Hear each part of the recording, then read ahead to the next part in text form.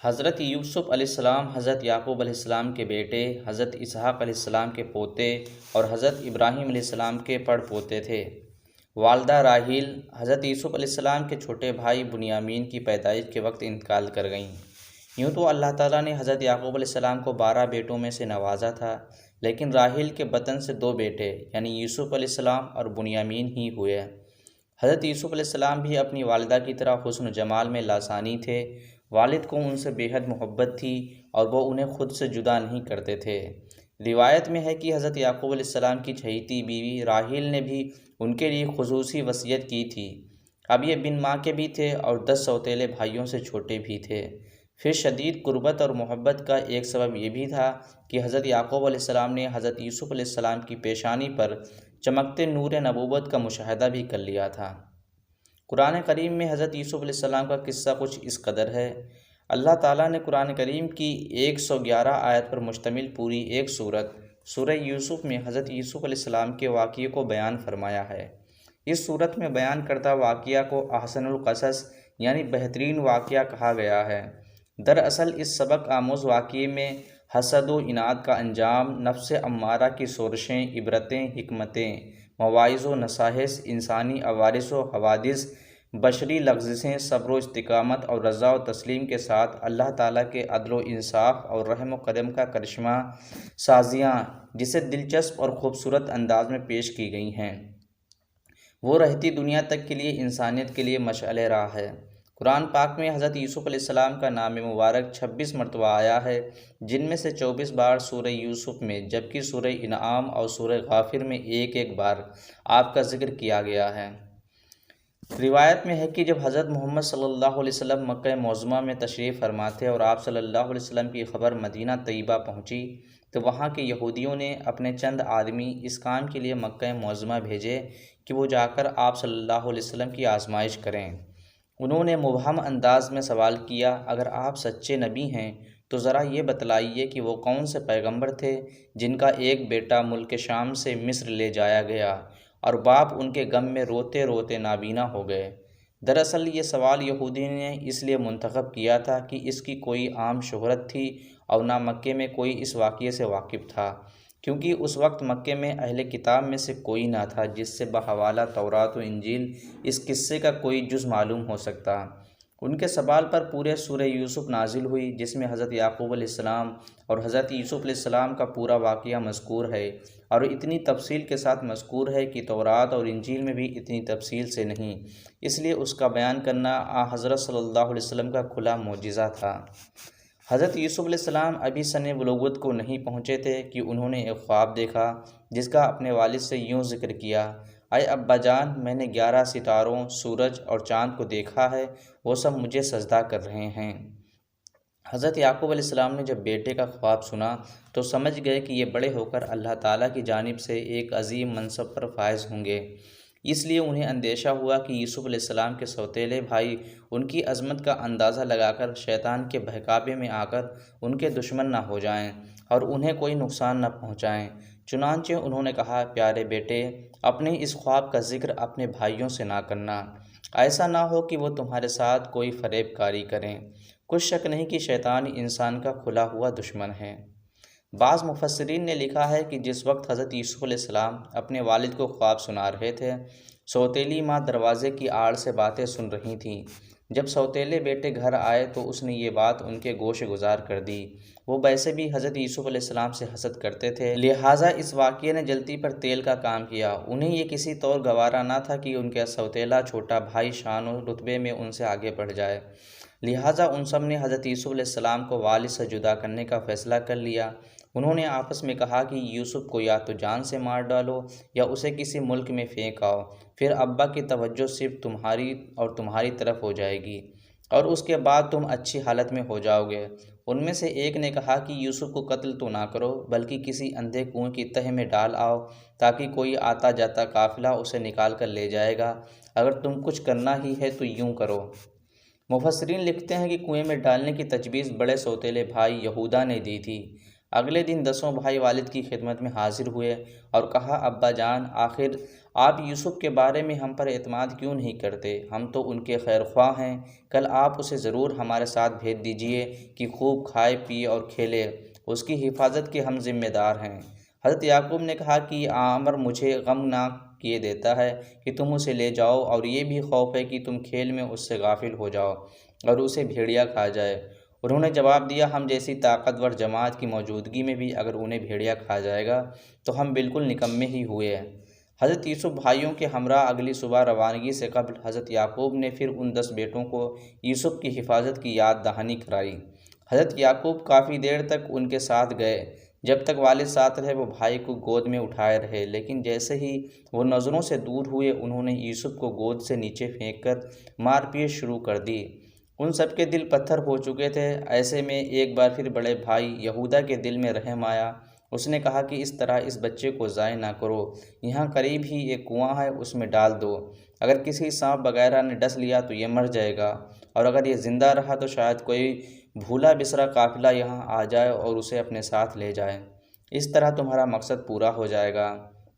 یہودا کی بات سے سب نے اتفاق کیا۔ قرآن پاک میں اس طرح بیان کیا گیا ہے، پھر جب وہ اس کو لے کر چلے اور سب نے مل کر ٹھان لیا کہ اسے غیر آباد گہرے کنویں کی تہ میں پھینک دیں، تو ہم نے یوسف کی طرف وحی بھیجی کہ یقیناً ایک وقت آئے گا کہ تم ان کو ان کے سلوک سے آگاہ کرو گے اور وہ تجھے نہ پہچانیں گے۔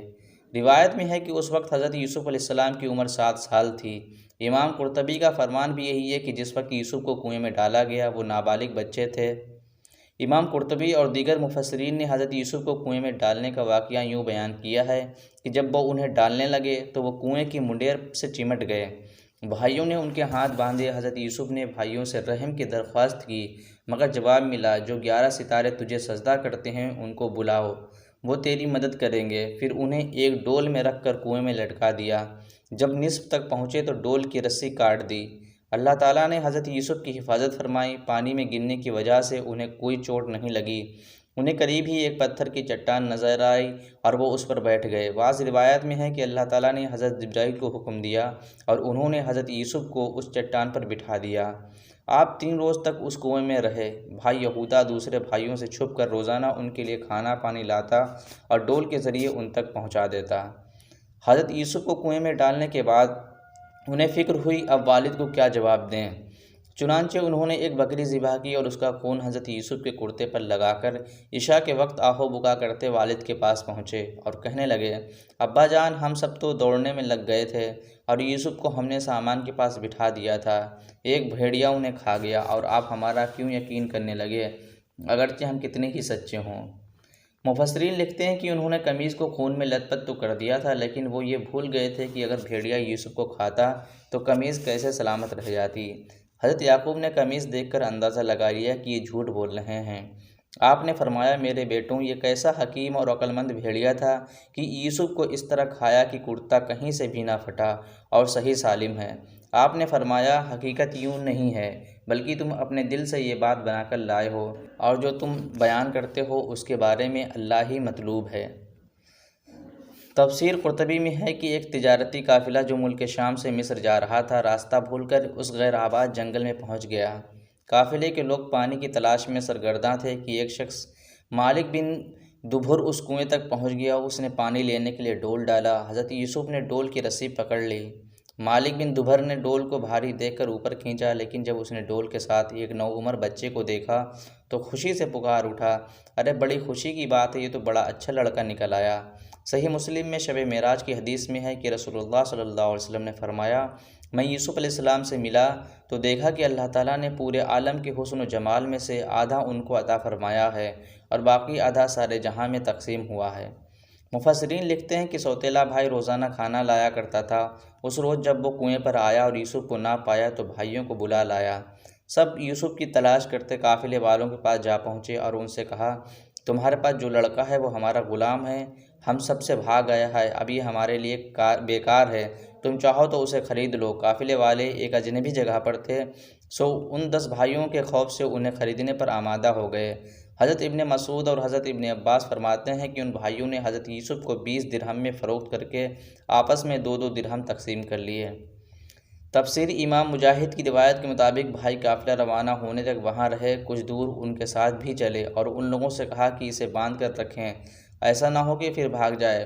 انہیں ڈر تھا کہ کہیں وہ بھاگ کر والد کے پاس نہ پہنچ جائیں۔ قافلے والوں نے حضرت یوسف کو مصر کے بازار میں فروخت کر دیا۔ عزیز مصر حضرت یوسف کو خوشی خوشی اپنے گھر لے آیا اور بیوی کو نصیحت کی کہ اسے بہت پیار و محبت سے رکھو۔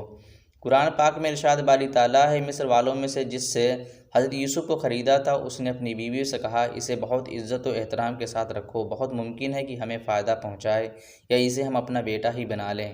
یوں ہم نے مصر کی سرزمین میں یوسف کے قدم جما دیے۔ حضرت یوسف محل میں بڑے سکون اور اطمینان کے ساتھ رہ رہے تھے۔ عزیز مصر آپ کی دیانت، شرافت، پاکیزگی، سچائی اور بردباری سے بے حد متاثر تھا، لیکن ابھی اللہ تعالیٰ کو حضرت یوسف کو مزید امتحانات سے گزارنا تھا۔ کچھ ہی عرصہ گزرا تھا کہ آپ سن شباب پر پہنچ گئے۔ عزیز مصر کی بیوی زلیخا آپ کے حسن سے بہت متاثر تھی۔ وقت گزرنے کے ساتھ ساتھ اس کی نیت بدلنے لگی اور اس نے آپ پر ڈورے ڈالنے شروع کر دیے۔ قرآن پاک میں ارشاد ہے، اور جس عورت کو گھر میں تھا وہ اسے پھسلانے لگی اور دروازے بند کر لیے اور کہنے لگی کہ آؤ۔ اس وقت حضرت یوسف نے کہا، اللہ کی پناہ، وہ یعنی تیرے میاں تو میرا آقا ہے جس نے مجھے عزت سے رکھا، میں ایسا ظلم نہیں کر سکتا، بے شک ظالم نجات نہیں پاتے۔ جب حضرت یوسف نے دیکھا کہ یہ عورت شیطان کے چنگل میں پھنس کر دعوت گناہ پر مصر ہے تو باہر نکلنے کے لیے دروازے کی جانب بھاگے۔ زلیخا پکڑنے کے لیے ان کے پیچھے دوڑی، ان کی قمیض کا پچھلا دامن اس کے ہاتھ میں آ گیا، جسے اس نے اپنی طرف کھینچا تو وہ پھٹ گیا۔ حضرت یوسف باہر نکلے تو سامنے عزیز مصر کھڑا تھا، پیچھے زلیخا بھی باہر آ گئی۔ اس نے شوہر کو دروازے پر کھڑا دیکھا تو معصوم بن گئی اور حضرت یوسف پر الزام لگاتے ہوئے گویا ہوئی، جو شخص تیری بیوی کے ساتھ برا ارادہ کرے تو بس اس کی سزا یہی ہے کہ اسے قید کر دیا جائے اور اسے کوئی دردناک سزا دی جائے۔ حضرت یوسف نے جب دیکھا کہ اس عورت نے الزام ان پر ہی لگا دیا ہے تو صورتحال واضح کر دی، بولے یہی مجھے اپنے نفسانی خواہش پورا کرنے پر مجبور کر رہی تھی۔ عزیز مصر کے سامنے ایک طرف بیوی تھی جو حضرت یوسف پر بدکاری کا الزام لگا رہی تھی تو دوسری طرف حضرت یوسف تھے جن کی شرافت، پاکیزگی، صداقت اور سچائی مسلمہ تھی۔ وہ سوچ رہا تھا کہ ان میں سے کون سچا ہے۔ قرآن پاک میں ارشاد ہے، عورت کے گھر والوں میں سے ایک گواہ نے گواہی دی کہ اگر اس کا کرتا آگے سے پھٹا ہوا تو عورت سچی ہے اور وہ جھوٹا، اور اگر اس کا کرتا پیچھے سے پھٹا ہوا تو یہ جھوٹی ہے اور وہ سچا ہے۔ جب یوسف کا کرتا دیکھا تو وہ پیچھے سے پھٹا تھا، تب اس نے زلیخا سے کہا کہ یہ تمہارا فریب ہے اور کچھ شک نہیں کہ تم عورتوں کے فریب بڑے ہوتے ہیں۔ پھر اس نے کہا، یوسف اس بات کا خیال نہ کر اور زلیخا تو اپنے گناہ کی بخشش مانگ، بے شک خطا تیری ہی ہے۔ یہ واقعہ دربار خاص سے ہوتا ہوا شہر کی خواتین تک میں عام ہو گیا کہ انہوں نے زلیخا کو بدنام اور اسے لعن طعن کرنا شروع کر دیا، جس کا ذکر قرآن کریم میں یوں کیا گیا ہے، اور عورتوں نے شہر میں چرچا کیا کہ عزیز کی عورت اپنے غلام کو چاہتی ہے اور اس کی محبت میں فریفتہ ہو گئی ہے، ہم تو اسے سری غلطی پر دیکھتے ہیں۔ زلیخا جب ان عورتوں کے تن سے تنگ آ گئی تو اس نے ان عورتوں کو اپنے گھر کھانے پر مدعو کر لیا۔ پھر جب اس سب خواتین کھانے کی دعوت پر آ گئیں تو اس نے ان میں سے ہر ایک کو پھل تراشنے کے لیے ایک ایک چھری دی اور پھل یوسف سے کہا ان کے سامنے چلے آؤ۔ ان عورتوں نے جب حضرت یوسف کے حسن و جمال کو دیکھا تو ایسی مدہوش ہوئیں کہ پھل تراشنے کے بجائے اپنے ہاتھ کاٹ لیے اور بے اختیار بول اٹھیں، سبحان اللہ، یہ انسان ہرگز نہیں، یہ تو یقیناً کوئی بہت بزرگ فرشتہ ہے۔ مفسرین لکھتے ہیں کہ اس واقعے کے بعد وہ عورتیں بھی زلیخا کی ہمنوا ہو کر اس کی تائید و حمایت کرنے لگیں، جس کی بنا پر زلیخا مزید نڈر ہو گئی۔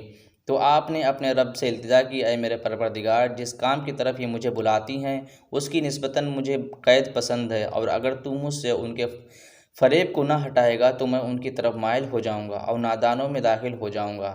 حدیث میں ہے کہ 7 آدمیوں کو اللہ تعالیٰ اپنے عرش کے سائے عطا فرمائے گا، ان میں سے ایک وہ شخص ہے جسے کوئی ایسی عورت دعوت گناہ دے جو حسین و جمیل ہو اور جاہ و منصب کی بھی حامل ہو، لیکن وہ اس کے جواب میں یہ کہہ دے کہ میں تو اللہ سے ڈرتا ہوں۔